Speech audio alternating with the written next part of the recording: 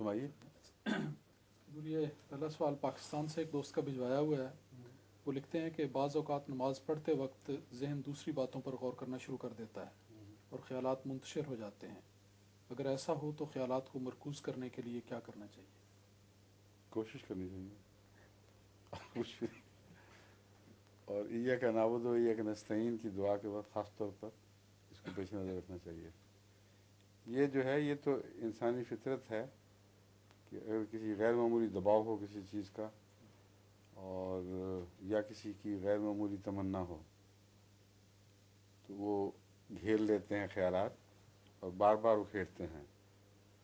اور جب دینی اغراض ہوں تو ان میں انبیاء پر بھی اس قسم کا حملہ ہوتا ہے.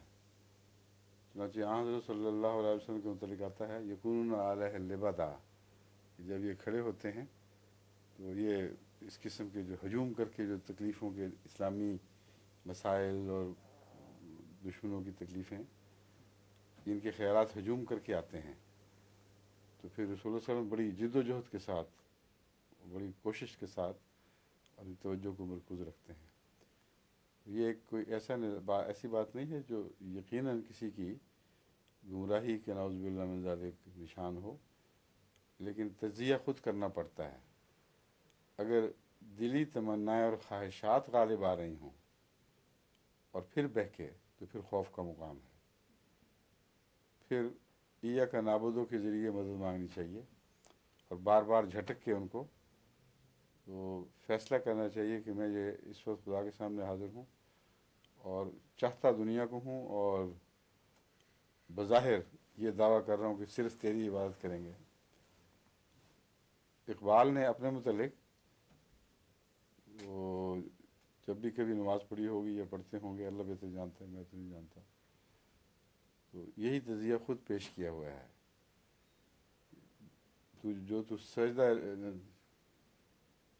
ہوا کبھی تو زمین سے آنے لگی صدا، کیا ہے وہ پہلا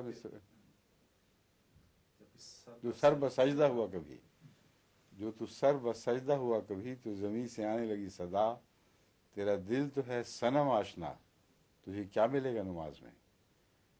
تو بات سچی کر گیا ہے. میں نے یہ جو کہا تھا کہ پتہ نہیں باقاعدہ تھے کہ نہیں، ان کے اس مصرے سے نکل رہا ہے جو تو سر بسجدہ ہوا کبھی. تو یہ کوئی الزام تراشی نہیں، اس مضمون کا حصہ ہے. یہ صرف اقبال کا حال نہیں، روزمرہ کی زندگی کا تجربہ ہے کہ صنم آشنا ہونے کے علاوہ بھی تو دنیا میں بہت سے صنم ہیں، خواہشات ہیں، تجارتیں ہیں، تمنائیں ہیں. اس لیے ایک بزرگ کے متعلق آتا ہے کہ انہوں نے نماز کسی کے پیچھے سے توڑ دی. پوچھا گیا تو انہوں نے کہا یہ تو گھوڑوں کی تجارت کر رہا تھا نماز پہ. اللہ تعالیٰ نے ان کو کشف دکھا دیا یہ صورتحال ہے، اس لیے اپنی نماز الگ پڑھو. مگر ہر ایک کے ساتھ تو یہ معاملہ نہیں ہوتا، اس لیے یہ خیال ان کا درست ہے، بڑی اہم چیز ہے، توجہ طلب ہے. ہر انسان کو اپنے نفس کا تجزیہ خود کرنا چاہیے اور پھر کوشش کر کے ان خیالات کو وہاں سے توڑ کر اللہ کی طرف منتقل کرنا چاہیے. ایک اس کا علاج حکم آن کرنے کا یہ ہے کہ ان سب امور میں اللہ ہی سے مدد مانگو. وہ خود بھی دماغ میں جو گھوم رہے ہیں وہ خدا کے تعلق میں گھوم رہے ہوں گے. پھر تو ایاک نستعین کا مضمون زیادہ وسیع ہو جاتا ہے. ہر بات جو ہماری ہے، ہمارا مسئلہ جو ہمارا ہے، تیری عبادت کرتے ہیں، تجھ سے مدد کرتے ہیں. کئی ذرائع ہیں ان کو اختیار کیا جا سکتا ہے. ٹھیک ہے.